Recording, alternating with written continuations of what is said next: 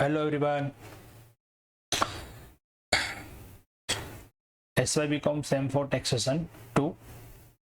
Chapter number 1, chapter Profit and Gains of Business or Profession. આજનો આપણો lecture છે number 5.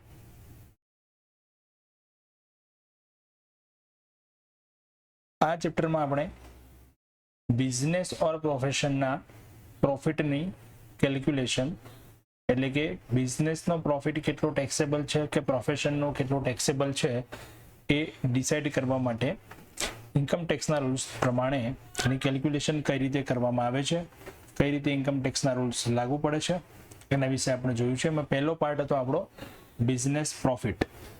Okay, તો business profit માટે આજે આપણે એક ક્વેશ્ચન જોઈશું અને ત્યાર પછી આપણે પ્રોફેશન ઇન્કમ સ્ટાર્ટ કરીશું. ઓકે ફ્રેન્ડ્સ, તો ચાલો આજે આપણે સ્ટાર્ટ કરીએ આપણું લેક્ચર નંબર 5 અને આજે આપણો ક્વેશ્ચન છે ક્વેશ્ચન નંબર 24. સૌથી પહેલા તો આપણા ક્વેશ્ચનની અંદર આપણે કેટલા પોઈન્ટ્સ ઇમ્પોર્ટન્ટ છે એ જોઈ લઈએ અને બિઝનેસ છે કે પ્રોફેશન એના માટે પણ એકવાર ચેક કરી લઈએ. તો ક્વેશ્ચન છે અહીંયા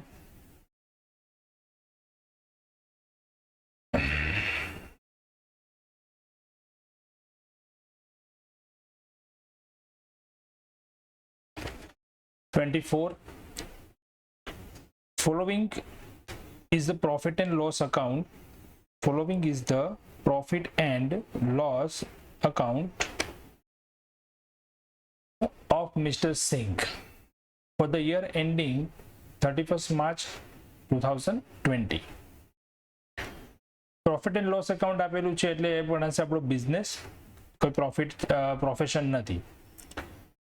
એડિશનલ ઇન્ફોર્મેશનમાં જોઈએ તો closing stock and opening stock have consistently information આપી છે આપણે અહીંયા.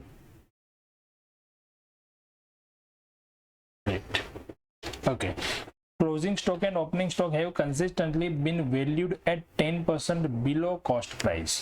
તો અહીંયા બંને પ્રકારના સ્ટોક એટલે કે ક્લોઝિંગ અને ઓપનિંગ બંનેમાં આપણને કહ્યું છે 10% બિલો એટલે કે under valuation of closing stock and under valuation of opening stock.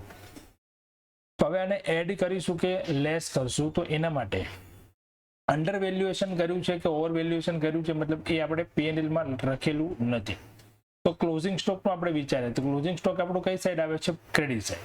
અને અહીંયા આપણે એનું અંડર વેલ્યુએશન કર્યું છે એટલે ખરેખર જે કિંમત હોય એના કરતા ઓછી કિંમત લખી છે.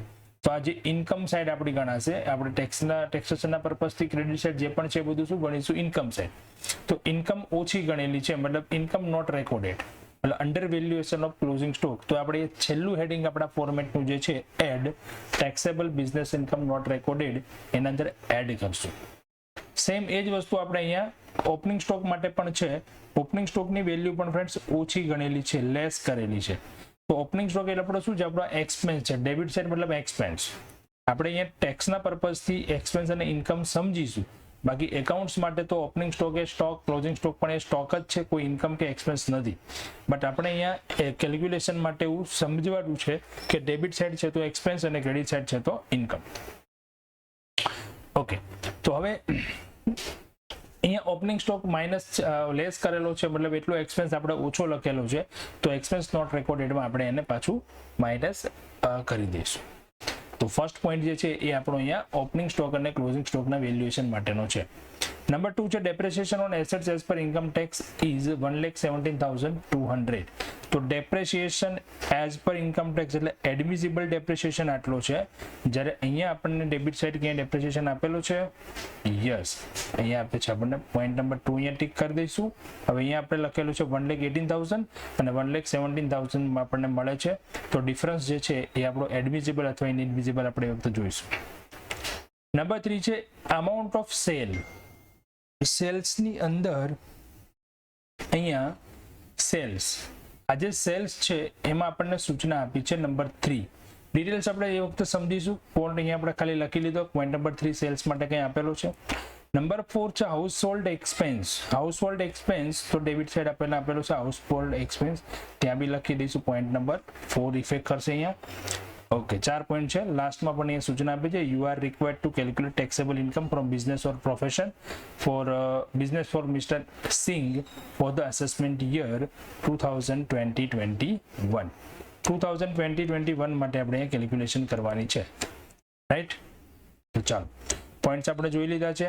આગળ વધીએ, ફોર્મેટ તૈયાર કરશું અને ફોર્મેટ તૈયાર કર્યા પછી આપણે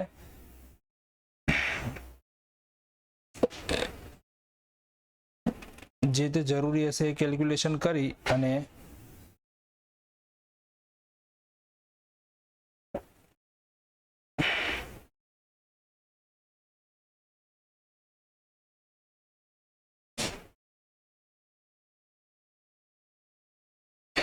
Okay. Computation of taxable income from business of Mr. Singh. Assessment year 2021 and previous year is 1920. ચલો તો સ્ટાર્ટ કરીશું આપણે સૌથી પહેલા તો નેટ પ્રોફિટ થી. તો નેટ પ્રોફિટ આપણને આપેલો છે 16 લાખ. ક્વેશ્ચનમાં જોતા જઈશું. ક્વેશ્ચનમાં આપણે અહીંયા ચેક કરીએ તો નેટ પ્રોફિટ છે 16 લાખ.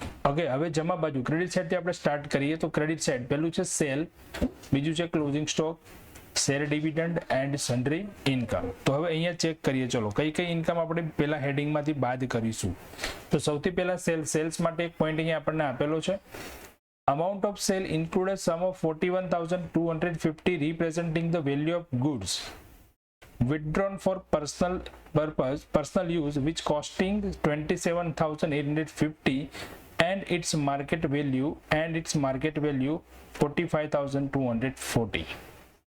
એટલે અહીંયા આપણને એક સૂચના એવી આપી છે કે સેલ્સની અંદર એક રકમ જે છે એટલે કે એવો ગુડ્સ છે જેની કોસ્ટ વેલ્યુ છે, જસ્ટ મિનિટ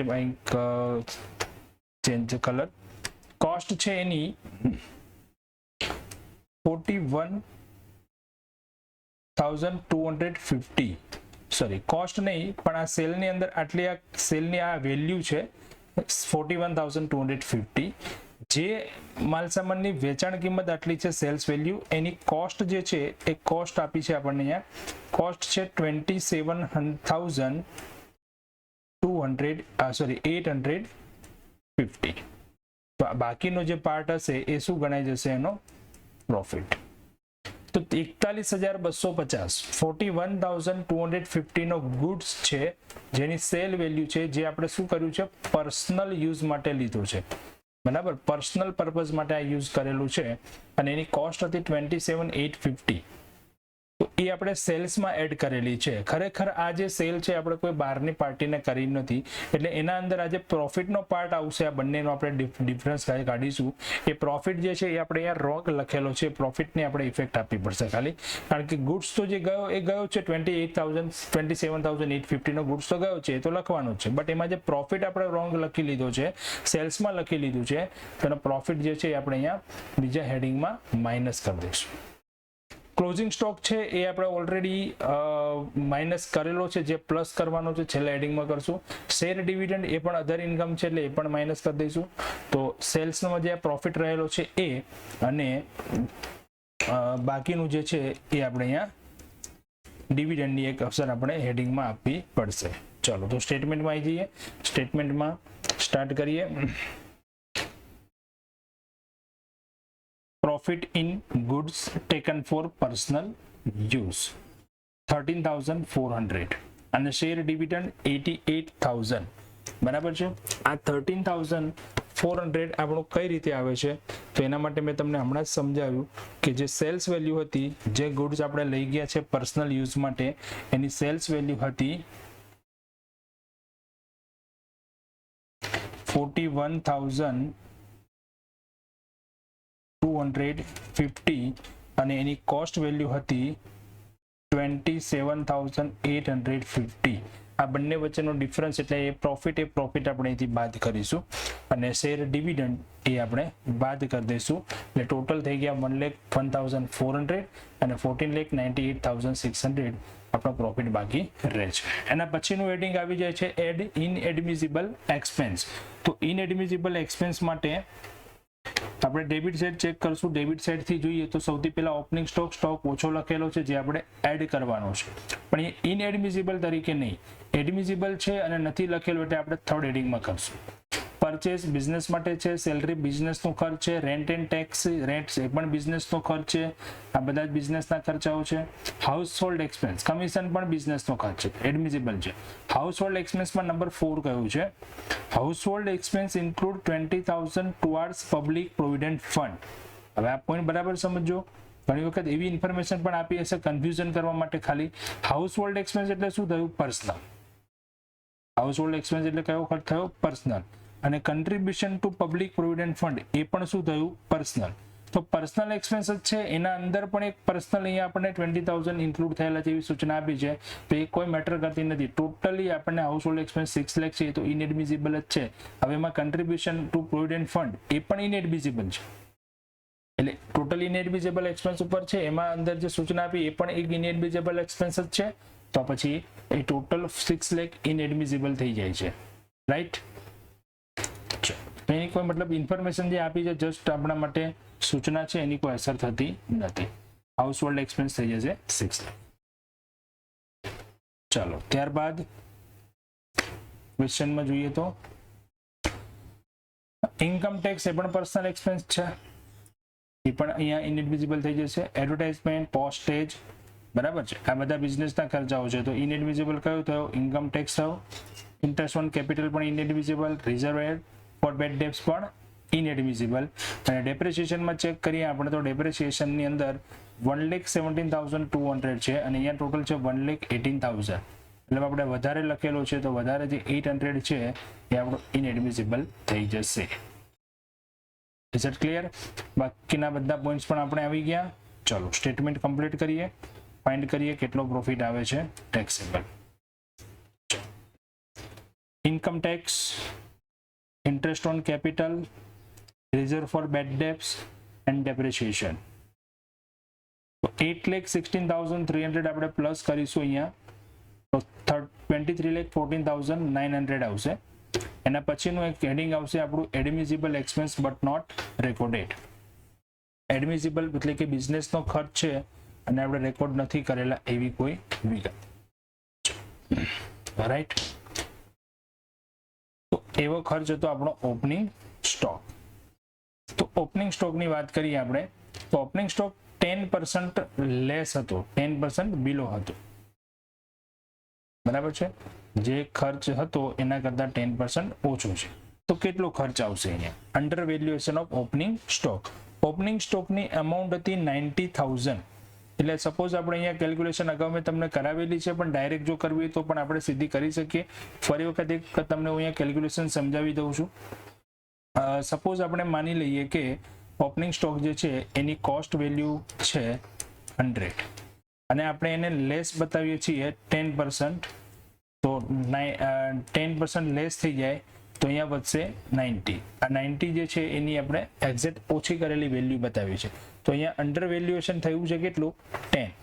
આપણે અંડર વેલ્યુએશન જ ફાઇન્ડ કરવું છે તો આપણે સીધે સીધું જ અહીંયા આ રીતે ફાઇન્ડ કરીશું. 90 વેલ્યુ હોય ત્યારે 10 રૂપીસ અંડર વેલ્યુએશન છે તો 100 એ કેટલા? પણ અહીંયા 100 ની જગ્યાએ આપણો ઓપનિંગ સ્ટોક કેટલો છે? 90,000. તો 90,000 એ કેટલા? કારણ કે આપણે તો અંડર વેલ્યુએશન કેટલું કર્યું છે એ જ જોવાનું છે. તો આની કેલ્ક્યુલેશન ફ્રેન્ડ્સ આપણે આ રીતે કરી શકીએ, 90,000 into 10 divided by 90.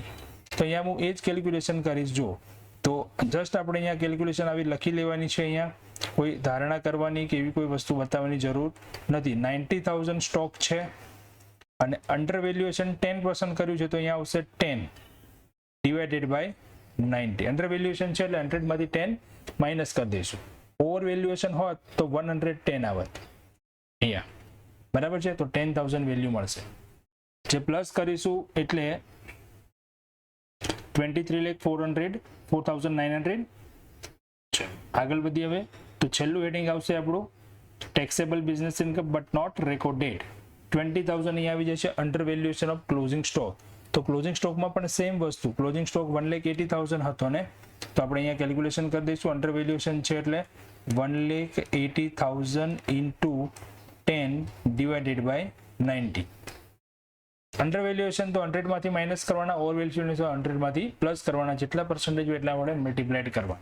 તો 20,000 પ્લસ કર્યા પછી આપણો લાસ્ટ ફાઇનલ આન્સર મળી જશે 23,24,900. ઓકે, તો આ તો આપણો ક્વેશ્ચન નંબર 24. હવે આપણો અહીંયા બિઝનેસને લગતા જે ક્વેશ્ચન્સ હતા, એટલે કે બિઝનેસને કેલ્ક્યુલેશન કરવાના પોઈન્ટ્સ જે હતા બધા કવર કરી લીધા આપણે. દરેક ચેપ્ટરના દરેક ક્વેશ્ચન આપણે અહીંયા જોઈ લીધા છે. બધા જ પોઈન્ટ જે ઇમ્પોર્ટન્ટ હતા એ પણ આપણે જોઈ લીધું છે. એક વખત ફરી હું તમને રિપીટ કરી દઉં ખાસ અગત્યના પોઈન્ટ્સ, જે ઇમ્પોર્ટન્ટ પોઈન્ટ્સ હતા બિઝનેસ માટે એ યાદ રાખી લેજો. સૌથી પહેલો પોઈન્ટ હતો friends bad debts reserve. Second point હતો બેડ ડેપ્સ રિઝર્વ, એક પોઈન્ટ આપણો ખાસ અગત્યનો હતો. સેકન્ડ પોઈન્ટ છે just a minute, yes, unpaid sale tax. Third point હતો વેલ્યુએશન ઓફ સ્ટોક, જેમાં અંડર વેલ્યુએશન અને ઓવર વેલ્યુએશન જે પોઈન્ટ હતા એ. અને નંબર 4 હતો બેડ ડેપ્સ. હવે આ બધા જ માટેના રૂલ્સ આપણે જોયા. નંબર 5 હતો ડેપ્રેશિએશન. બસ આ 5 પોઈન્ટ ખૂબ જ અગત્યને યાદ રાખવાના છે. બેડ ડેપ્સ છે, બીડીઆર જે છે, બીડીઆર ની અંદર જે આપણે માઇનસ કરીએ છીએ એ કઈ કરીએ છીએ, જે આપણને બેડ ડેપ્સ અલાઉડ નથી થઈ, એટલે કે નોટ અલાઉડ છે એ. અને અનપેડ સેલ ટેક્સ હોય કોઈ પણ યરનો તો એ આપણે ઇનએડમિસિબલ થઈ જાય છે. વેલ્યુએશન સ્ટોકની અંદર આપણે જોયું ઓવર વેલ્યુએશન હોય અથવા અંડર વેલ્યુએશન હોય. હું ફરી વખત અહીંયા તમને સમજાવી દઉં, ઓવર વેલ્યુએશન હોય અથવા અંડર વેલ્યુએશન હોય. આપણી પાસે બે ટાઈપના સ્ટોક છે, ઓપનિંગ સ્ટોક અને ક્લોઝિંગ સ્ટોક. એક જ વસ્તુ યાદ રાખવાની છે અહીંયા તમારે કોઈ પણ. ઓપનિંગ સ્ટોક એટલે આપણા માટે શું છે, એક્સપેન્સ. ક્લોઝિંગ સ્ટોક એટલે આપણા માટે શું છે, ઇન્કમ. જસ્ટ ફોર અહીંયા ટેક્સના પર્પઝથી જ. હવે કોઈ એક્સપેન્સ વધુ લખ્યો હોય તો આપણે એને શું કરવો પડે, એડ કરવો પડે. એટલે આ રીતે યાદ રાખો, એક્સપેન્સ ઓવર તો શું કરશો, પ્લસ. હવે અહીંયા પ્લસની નિશાની આવી છે તો અહીંયા બી માઇનસ આવશે, અહીંયા માઇનસ આવશે ને અહીંયા આવશે પ્લસ. બસ આ રીતે એક ફોર્મેટ યાદ રાખી લો. એટલે જો આપણા આ ક્વેશ્ચનની અંદર બંનેનું અંડર વેલ્યુએશન હતું, opening stock under valuation minus થયું અને ક્લોઝિંગ સ્ટોક અંડર વેલ્યુએશન પણ ક્લોઝિંગ સ્ટોકનું અંડર વેલ્યુએશન થયું પ્લસ થયું ને, અહીંયા એક માઇનસ થયું ને એક પ્લસ થયું. તો એક વસ્તુ અહીંયા ક્લિયર કરું તમને ફરીવાર, ઓપનિંગ સ્ટોક એટલે એક્સપેન્સ સમજો, ક્લોઝિંગ સ્ટોક એટલે ઇન્કમ સમજો. અહીંયા લખો ઓવર અને અંડર. હવે એક્સપેન્સ ઓવર તો શું કરો, પ્લસ. બસ બાકી પછી એના વિરુદ્ધની નિશાની આપી દો એટલે આપણને 4 વિગત કોઈ પણ રીતે આપી હોય તો ખ્યાલ આવી જાય.